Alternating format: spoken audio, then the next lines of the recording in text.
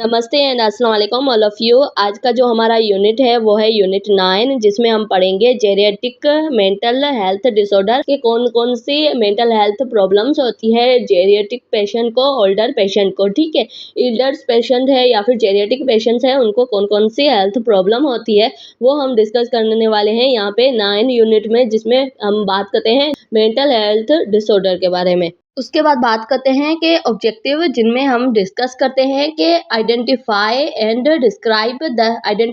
The elements of a comprehensive psychiatric assessment Elder client with the, जो भी उनकी cognitions होती है उस हिसाब से उनको असेस करना। उसके अलावा डिस्कस डिलेमा क्या है, एंड उसके अलावा जो भी मेंटल डिसऑर्डर्स होते हैं एल्डर पेशेंट में, उनको हम क्या करेंगे, डिस्कस करते हैं। और उसके अलावा डेरिज्म्स एंड डिलेमा को, और उसके अलावा एनालाइज करते हैं nursing care need for elder patients with the health care problem. जिनको हेल्थ केयर प्रॉब्लम होती है, उन पेशेंट की जो भी कंडीशन होती है उस हिसाब से हम उनको ट्रीट करते हैं। उसके बाद बात करते हैं जेरियाट्रिक, जो भी मेंटल हेल्थ प्रॉब्लम्स होती है उन सबको हम डिस्कस करेंगे कि इनमें से डिफरेंस क्या है और कौन कौन सी मोस्टली जेरियाट्रिक पेशेंट को होती है, जो एल्डर पेशेंट्स होते हैं उनको होती है। तो geriatric mental health focus on the mental health issues affecting older adult. जो ओल्डर एडल्ट होते हैं उनकी मेंटल हेल्थ किस पे इफेक्ट करती है, ठीक है, उनकी क्या कंडीशंस है या फिर मेंटल हेल्थ इशू कौन से हैं, तो वो सारे हम डिस्कस करते हैं। जिसमें कॉमनली आ जाता है डेलेमा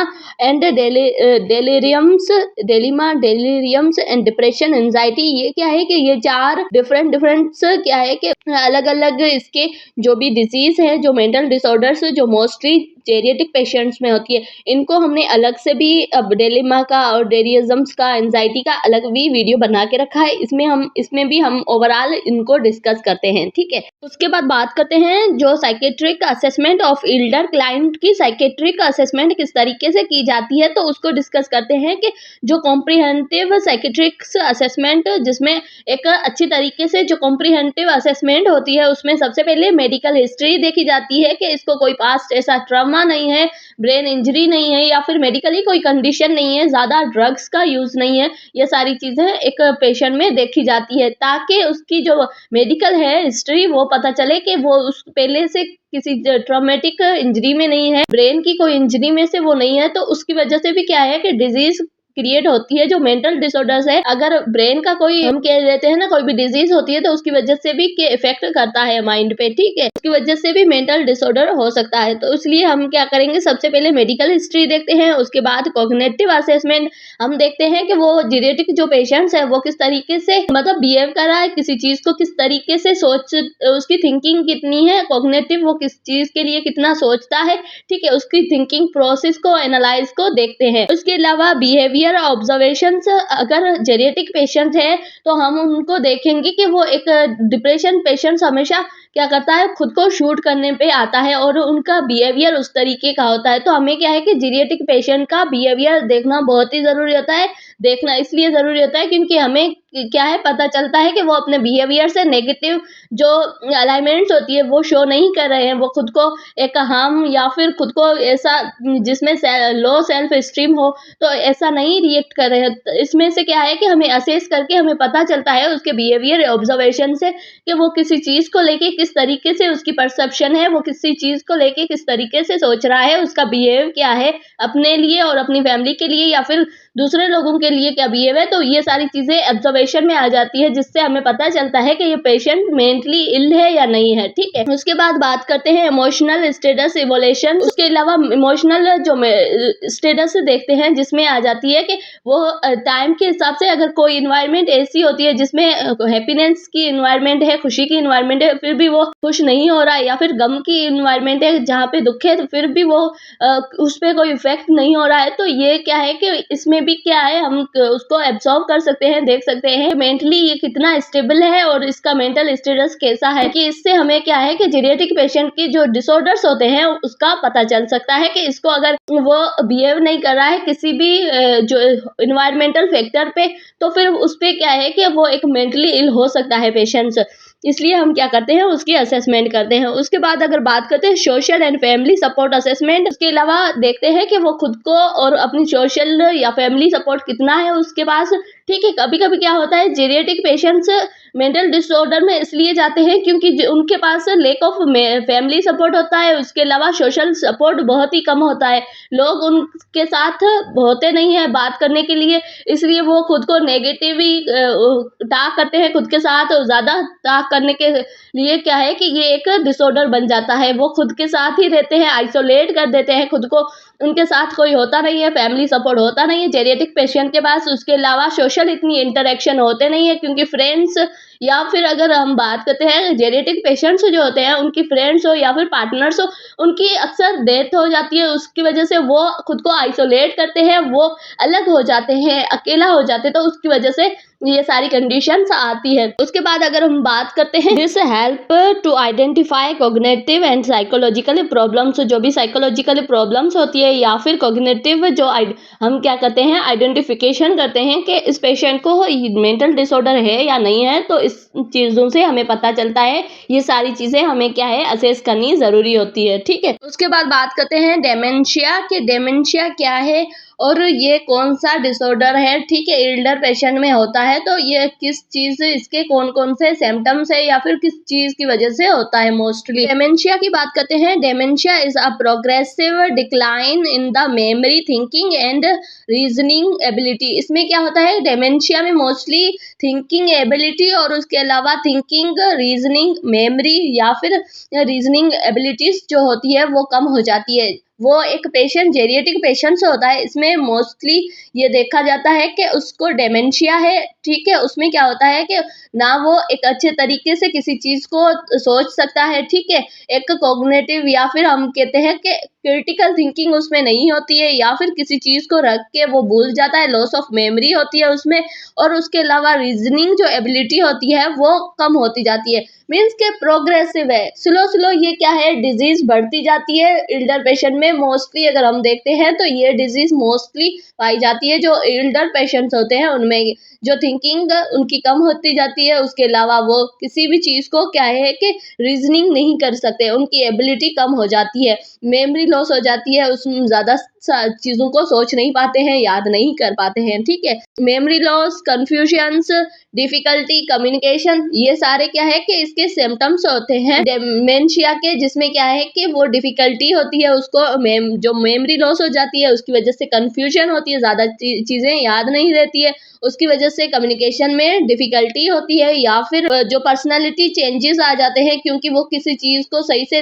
सोच नहीं पाता है और उसके अलावा सही से बोल नहीं पाता है, तो उसकी वजह से क्या है कि पर्सनालिटी चेंज हो जाती है। प्रॉब्लम विथ डेली एक्टिविटीज, अगर किसी पेशेंट को डेमेंशिया हो गया है, वो क्या है, डेली एक्टिविटीज होती है वो भी सही से नहीं कर पाता है क्योंकि वो चीज़ों को भूल जाता है, वो ऐसे ऐसे उसके परसेप्शन होते हैं, वो थिंकिंग उसको होती नहीं है। ठीक है, किसी की चीज़ के बारे में वो सोच भी नहीं सकता, उसकी जो थिंकिंग परसेप्शन वो भी चेंज हो जाती है, तो इसलिए क्या है कि डेली एक्टिविटीज में भी वो क्या है कि सही से काम नहीं कर पाता। उसके बाद बात करते हैं डेलेरियम्स, जो क्या है कि सेकंड डिजीज है जो मेंटल डिसऑर्डर में है। फर्स्ट में हमने क्या पढ़ा, डेमेंशिया पढ़ा, इसमें हम डेलेरियम पढ़ रहे हैं, जिसमें क्या होता है कि डेलेरियम एक सडन टेम्परेरी डिस्टर्बेंस, जो डिस्टर्बेंस हो जाती है आपकी सडन या फिर टेम्परेरी, कुछ टाइम के लिए जो फंक्शनिंग होती है, मेंटल फंक्शनिंग, उसमें क्या है कि वो सडनली चेंज हो जाना, डिस्टर्ब हो जाना। ठीक है, उसमें डिस्टर्बेंस हो जाती है, तो उसमें हम क्या कहते हैं कि टेम्परेली या फिर सडनली आपकी जो भी जो थिंकिंग होती है या फिर मेंटली जो फंक्शंस होते हैं वो डिस्टर्ब हो जाते हैं, जिसमें आ जाता है इंक्लूडिंग कन्फ्यूजन, आपको कन्फ्यूजन होगी। ठीक है, सडनली, क्योंकि ये क्या है कि टेम्परेरी, ये कुछ टाइम के लिए होता है, और सडनली मीन्स एकदम से हो जाता है, तो इसमें क्या है कि डिस्टर्ब हो जाते हैं आपके मेंटल जो भी फंक्शनिंग है वो डिस्टर्ब हो जाती है, आप किसी भी चीज़ को सही से देख नहीं पाओगे, एब्जॉर्व नहीं कर पाओगे, किसी चीज़ के लिए आप थिंक नहीं कर पाओगे, आपकी परसेप्शन नहीं होगी, ये सारी चीज़ें इसमें आ जाती है। तो सबसे पहले अगर इसका सिम्टम्स हम देखते हैं तो क्या होगा, कन्फ्यूजन। उस पेशेंट को हमेशा कन्फ्यूजन होगी क्योंकि जिसको अगर डेलेरियम्स होता है, जिसमें क्या है कि सडनली उसकी जो मेंटल फंक्शनिंग है वो डिस्टर्ब हो जाती है, उसकी वजह से क्या है कि उस पेशेंट को सबसे पहले क्या होता है कि कन्फ्यूजन होती है, उसके अलावा और डिसओरिएंटेड हो जाता है, मतलब किसी चीज़ को करने उसको पता ही नहीं होता है कि वो कहाँ टाइम, प्लेस, पर्सन उसको कुछ भी पता नहीं है, अपना नाम तक नहीं पता होता है, मीन्स भूल जाता है वो चीज़ों को सडनली उसका मेंटल जो फंक्शनिंग होता है वो डिस्टर्ब हो जाता है उसकी वजह से। उसके अलावा हाल्यूसिनेशंस ये भी क्या है कि ये इसमें क्या है कि उसको डिफरेंट डिफरेंट साउंड सुनाई देते हैं जिसमें सेंसेशन जो सेंस है ना उसकी प्रॉब्लम हो जाती है उस पेशेंट को। उसको क्या है कि इस तरीके से फील होगा कि मेरे सामने कोई बैठा है, चाहे वो कोई भी ना हो फिर भी वो उसको ऐसी परसेप्शन आएगी कि मेरे सामने कोई बैठा है, किसी ने मुझे ये बोला है, तो सेंस चेंज हो जाते हैं, उसके सेंस एबनॉर्मल हो जाते हैं हेलोसिनेशन में। ठीक है, हेलोसिनेशन भी एक सिम्टम्स हो जाता है डेलेरियम का। उसके अलावा अगर हम बात करते हैं रैपिड मूड चेंज होता है, कभी वो हंस रहा होता है, कभी उसमें सैडनेस आ जाती है, ये सारी फीलिंग्स आ जाती है उसमें, मूड चेंज होना बार बार। और उसके अलावा अगर हम बात करते हैं deliriums often occur due to the medical illness, infection and medications effect. अगर डेलेरियम की हम बात करते हैं ये मोस्टली कब होता है, जब अगर या तो आपकी जो भी मेडिकल इश्यूज हो जाते हैं, इलनेस हो जाती है जिसकी वजह से होता है, या फिर इन्फेक्शन की वजह से, या फिर मेडिकल इफेक्ट है, मेडिकल उसका इफेक्ट होने की वजह से ये सारी क्या है कि कंडीशंस होती है। अगर मेडिसिन ने इफेक्ट किया है उसकी वजह से भी हो सकता है, इन्फेक्शन के ब्रेन का इन्फेक्शन हो गया है उसकी वजह से भी क्या है कि डिलीरियम काज हो सकता है। और उसके अलावा अगर हमने बात किया कि मेडिकल कोई इलनेस है उसकी वजह से भी हो सकता है। ठीक है, उसके बाद बात करते हैं difference between dementia and delirium. तो उसमें क्या है कि डेमेंशिया में ग्रेजुअली ऑनसेट होता है, मींस के स्लो स्लो उसका इफेक्ट बढ़ता है, और डेलिरियम में क्या होता है कि सडन ऑनसेट इफेक्ट बढ़ता है। और उसके अलावा जो डेमेंशिया है वो क्रोनिक है। ठीक है, क्रोनिक कंडीशन है। अगर डेलिरियम की बात करते हैं ये एक टेम्परेरी कंडीशन होती है। अगर डेमेंशिया की अगर बात करते हैं ये एक प्रोग्रेसिव एंड डिक्लाइन होता है, और वो क्या है कि इरिवर्सिबल है। ठीक है, उसके अलावा अगर हम बात करते हैं डेमेंशिया की, इसमें मेमोरी लॉस हो जाती है, और उसमें क्या होता है कि डेलिरियम में अटेंशन प्रॉब्लम हो जाती है कॉमनली, क्योंकि उसमें क्या है कि सडनली इफेक्ट करता है एज कम्पेयर टू डेमेंशिया, वो एक क्रोनिक है और उसके हिसाब से उसके सिम्टम्स आते हैं। ठीक है, उसके अलावा अगर बात करते हैं nursing care for Elder clients जो होते हैं, जो मेंटल डिसऑर्डर के एल्डर क्लाइंट है, उनकी नर्सिंग केयर क्या किस तरीके से करनी चाहिए और क्या करनी चाहिए, तो उसकी बात करते हैं। सबसे पहले मॉनिटर कॉग्निटिव चेंजेस। हम क्या है कि उसकी कॉग्निटिव जो भी चेंजेस है वो किस तरह से थिंकिंग प्रोसेस उसका काम कर रहा है उसको मॉनिटर करते हैं, देखते हैं कि वो अगर एल्डर पेशेंट है उसको अगर मेंटल डिसऑर्डर हो गया है तो वो किस तरीके से वो अपनी थिंकिंग रखता है। तो उस हिसाब से क्या है कि वो ज़्यादा अगर नेगेटिव थिंकिंग कर रहा है या फिर किसी भी चीज़ को लेके वो इतना सिंसियर नहीं है, तो फिर हम उसको उस हिसाब से उसको मॉनिटर करते हैं। उसके अलावा providing a safe environment. Geriatric जो पेशेंट्स होता है वो क्या है कि एक तो मेंटल डिसऑर्डर है, उसके अलावा जेरिएट्रिक पेशेंट है, तो हमें क्या है कि उसके लिए एक अच्छी एनवायरनमेंट प्रोवाइड करनी होती है ताकि उसको ज़्यादा रिस्क ना हो, हार्म ना हो। ठीक है, और उसकी जो थिंकिंग या फिर परसेप्शन चेंज होती रहती है, और उसके अलावा वो किसी भी चीज़ को भूल जाता है, मेमोरी भी लॉस हो जाती है, तो उसकी वजह से हमें क्या है कि उसकी एनवायरनमेंट ऐसी रखनी चाहिए जिसमें वो सेफ फील कर सके। उसके अलावा सपोर्ट डेली एक्टिविटीज़। इसमें क्या होता है कि वो पेशेंट खुद को आइसोलेट कर देता है, क्योंकि हमें पता है कि अगर थिंकिंग पे, लॉस ऑफ मेमोरी पे कुछ चीज़ें ऐसी होती है वो इमोशनली इम्बैलेंस हो जाती है, इसलिए क्या है कि हमें क्या है उस पेशेंट को सपोर्ट करना चाहिए। उसके अलावा जो भी उसकी थिंकिंग है और डेली एक्टिविटीज़ है उनको कराना चाहिए ताकि वो एल्डर पेशेंट है वो खुद को आइसोलेट ना कर ले। ठीक है, उसके अलावा बात करते हैं एजुकेशंस। फैमिली मेंबर्स को एजुकेट करते हैं ताकि वो जेरिएट्रिक जो पेशेंट्स होता है, एक एल्डर एडल्ट होता है, उसकी केयर कर सके, उसको सपोर्ट दे सके, फैमिली सपोर्ट दे सके, इमोशनल सपोर्ट दे सके, इसलिए हम क्या करते हैं फैमिली को एजुकेट करते हैं। और उसके अलावा इंकरेजिंग सोशल इंटरेक्शन, और उनको बोलेंगे कि आप लोगों के साथ ज़्यादा इंटरेक्शन बनाएं, ज़्यादा आप क्या है कि गैदरिंग करें ताकि उसकी जो भी कंडीशन है वो क्या है कि स्लो स्लो वो खुद आइसोलेट। पहले क्या होता है कि अगर हम किसी पेशेंट को मेंटल डिसऑर्डर है वो खुद को आइसोलेट कर देता है, अगर वो सोशल नहीं होगा तो वो उसकी कंडीशन कम नहीं हो सकती है, उसकी डिजीज़ कम नहीं हो सकती है। इसलिए हम उस पेशेंट को कहेंगे कि आप लोगों के साथ ज़्यादा से ज़्यादा इंटरेक्शन करें, उनके साथ ज़्यादा मिलें और बात करें, ताकि वो क्या है कि उनकी कंडीशन के हिसाब से उनकी ट्रीटमेंट हो सके, थोड़ा उनको इसके अलावा बात करते हैं importance of geriatric patient mental health care के किस तरीके से जेरिएट्रिक जो पेशेंट्स हैं उनकी मेंटल हेल्थ की किस तरीके से हम केयर कर सकते हैं। तो सबसे पहले proper mental health care for elder patients help to improve quality of life. क्या है कि अगर हम उनकी मेंटल हेल्थ को सही रखते हैं तो वो क्या है कि उसकी इम्पोर्टेंस यही होगी कि उसकी क्वालिटी ऑफ लाइफ अच्छी होगी। जितना भी वो क्या है कि एक एल्डर पेशेंट्स होता है वो मेंटली सही होगा तो उसकी जो लाइफ स्पेनिंग होगी वो अच्छी होगी। उसके अलावा मेंटेन करता है वो इंडिपेंडेंसी को। अगर वो मेंटली फिट है एल्डर पेशेंट्स तो वो इंडिपेंडेंस होता है, किसी पे डिपेंड नहीं होता है, खुद ही वो अपने काम कर सकता है, उसको कोई भी मेमोरी प्रॉब्लम्स नहीं होती है, उसके अलावा उसकी थिंकिंग कोई प्रॉब्लम नहीं होती है, वो खुद अपने काम खुद से कर सकता है। तो ये भी बहुत ज़्यादा इम्पोर्टेंस होती है जेरिएट्रिक पेशेंट के लिए। उसके अलावा रिड्यूस कॉम्प्लिकेशंस, और उसके अलावा जो दूसरी कॉम्प्लिकेशंस होती है, अगर जो जेरिएट्रिक पेशेंट है वो मेंटल डिसऑर्डर में चला गया है तो उसको क्या है कि फिजिकली कुछ कुछ ऐसी एक्टिविटी करने में भी उसको हार्म हो सकता है। तो इसलिए क्या है कि ये बहुत ही ज़रूरी होता है कि अगर पेशेंट मेंटली फिट है तो उसको और कोई कॉम्प्लिकेशन नहीं हो सकती या फिर और कोई डिजीज से वो खुद को अवॉइड करवा सकता है या फिर सेफ कर सकता है।